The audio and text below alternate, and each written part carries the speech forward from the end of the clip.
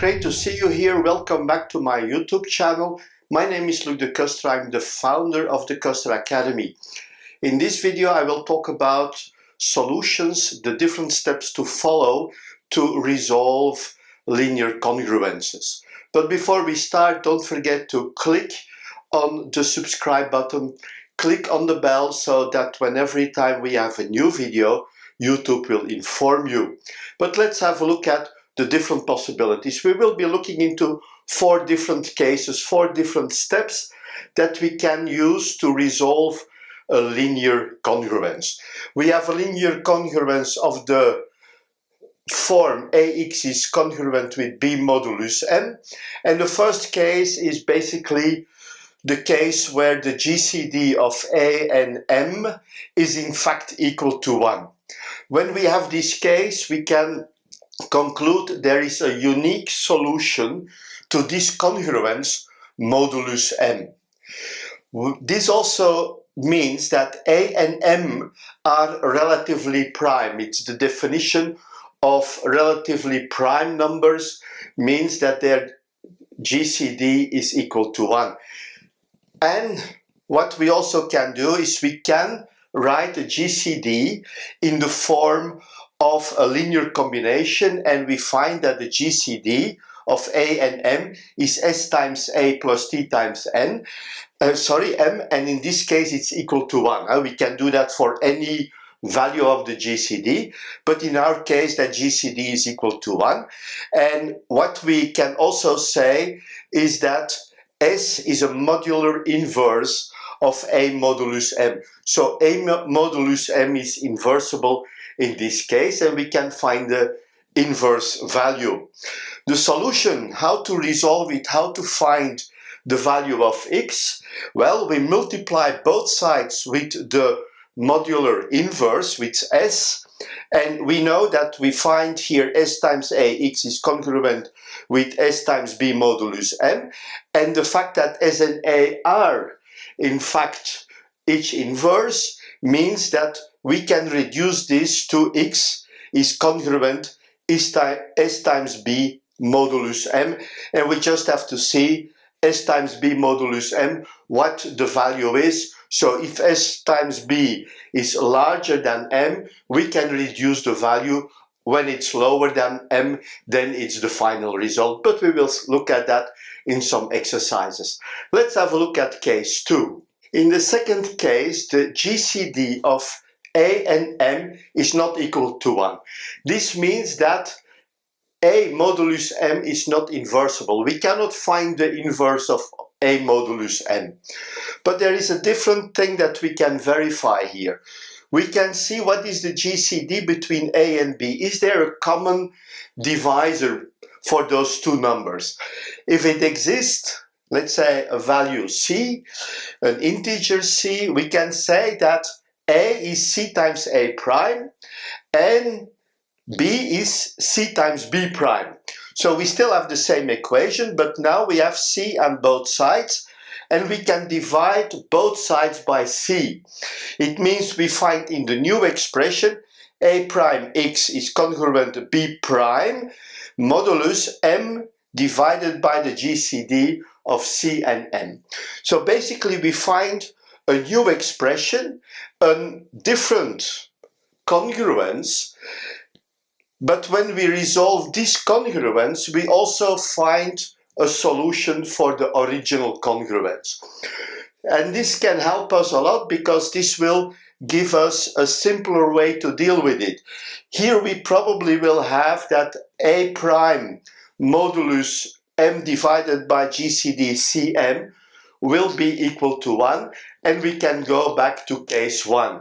But it's not completed yet. We still have to look at some other elements related to this, because there are special things we have to take into account when the GCD of A and M is not equal to 1. But we see that with case 3 and case 4. Let us continue with the cases 3 and 4. The case 3 is similar to the previous case 2. We have in fact that the GCD of A and M can be equal to 1 or different from 1.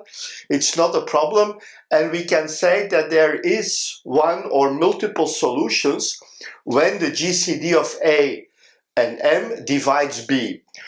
Just to be complete, if the GCD of A and M is equal to 1, it means that it divides all values of B, and the value of B can be any value.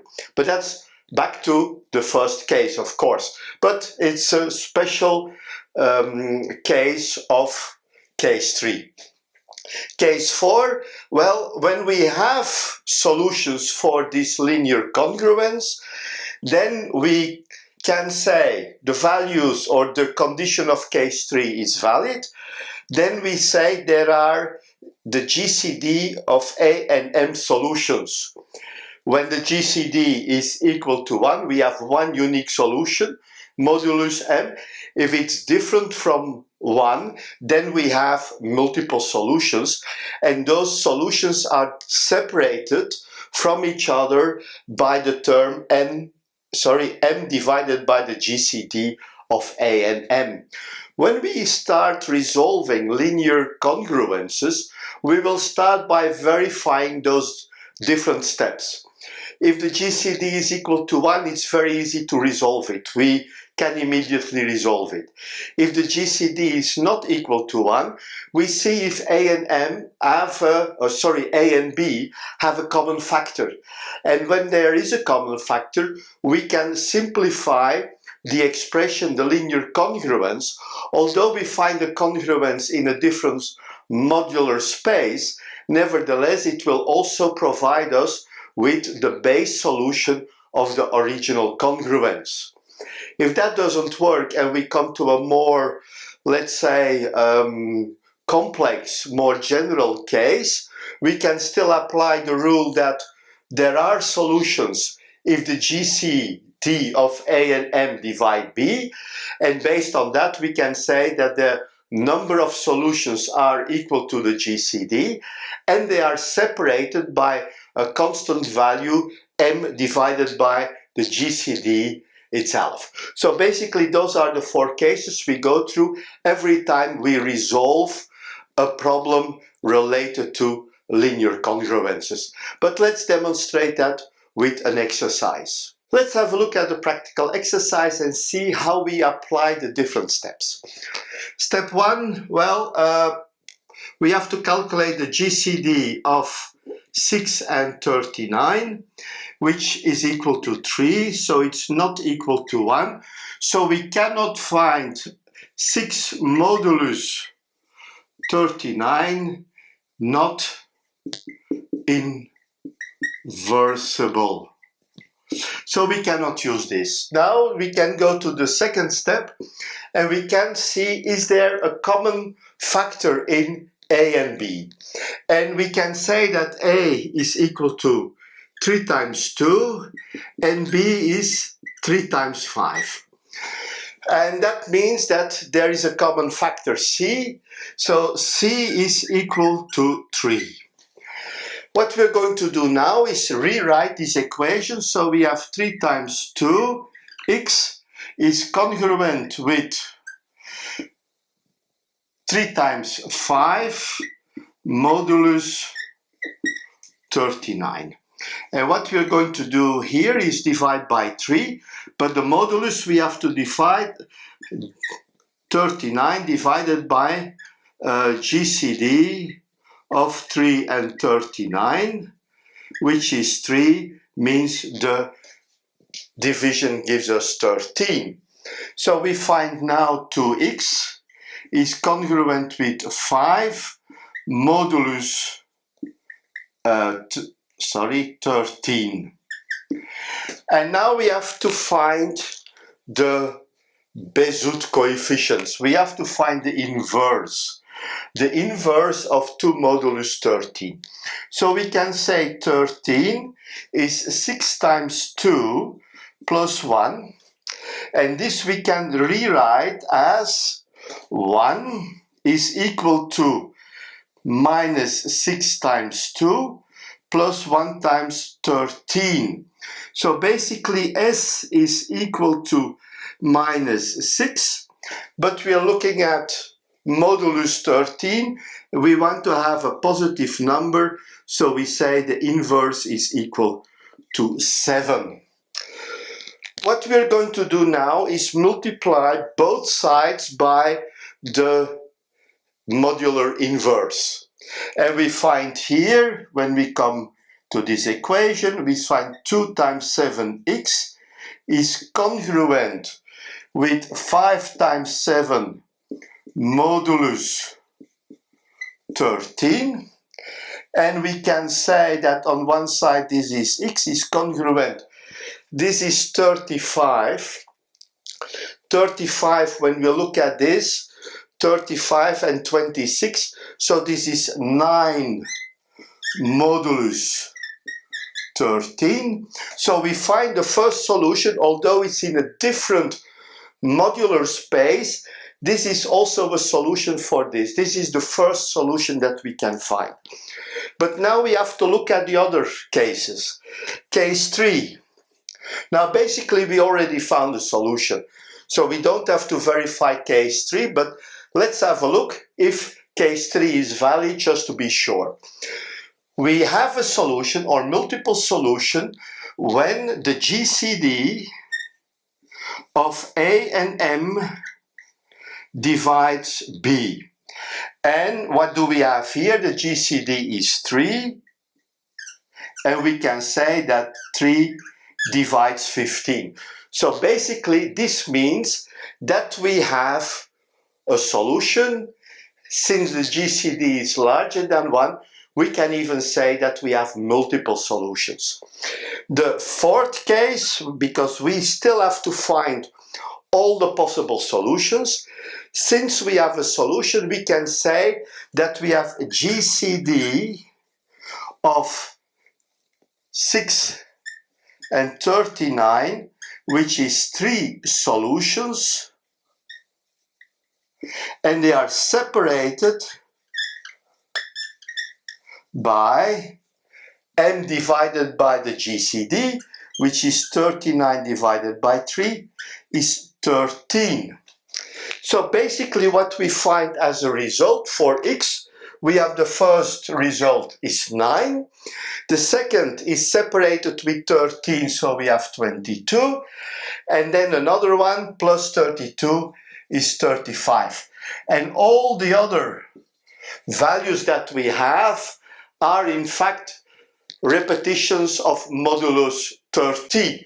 We can have 39, for example, and not 13. These are separated modular 13, but for our general solution we have the modular 39. So 9, when we take 13, is 48. 39 plus 9 is also 48. So basically we come back to the first solution. We have the modulus m repetition. So basically we have those 3 solutions modulus 39. Let's try to find this solution, the solution for this linear congruence, in a different way. Like we did before, we can also resolve this in a different way using the definition of the congruence. And when we look at a congruence like this, we basically say that this means that 39 divides 6x minus 15. Okay, so basically following this we can say that there is a relation between 6x and the other parts, which is 6x is 39 times k plus 15, and k is an element of z plus. We start from 0. What we're going to do now is to write for every value of k this expression and see if there is an integer value of x that is equal to the right hand side. K is equal to 0. This means that 6x is 15 and there is no integer x that complies with this. K equal to 1 Well, now we have 6x is 39 plus 15, which is 54. It means that x is equal to 9. That's the same value we found in the previous calculation. K is equal to 2. Then we find 6x is equal to 78 plus 15, and that's 93. 93, no divisor, no integer value for x. K is equal to 3, so we have 6x is 3 times 39 plus 15, and now we find 90 plus 27, 117, plus 15 is 132, and it gives x is equal to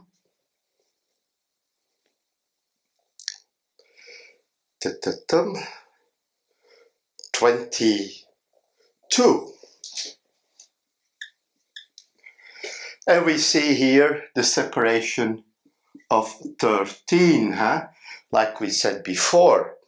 K is equal to 4, so we have 6x is 4 times 39 plus 15, that's 156, plus 15 is 181, and there is no integer divisor.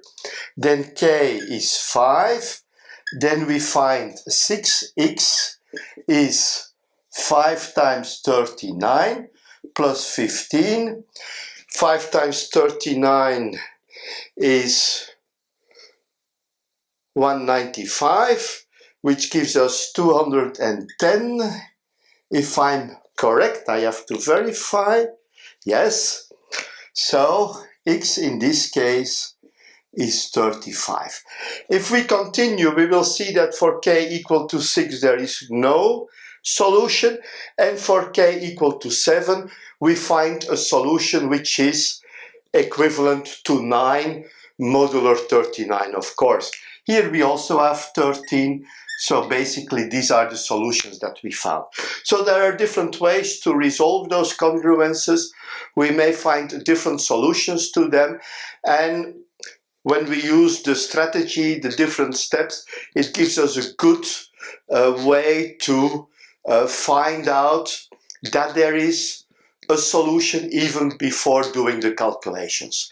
Anyway, this is the end of this video. Do not forget to look down under the video. I have a set of very interesting links for our courses with a very good coupon that will give you a great discount. And do not forget to subscribe if you didn't do it yet. Click on the bell button, and every time we have a new video, we will inform you. Thank you very much, and see you in the next video. Bye bye.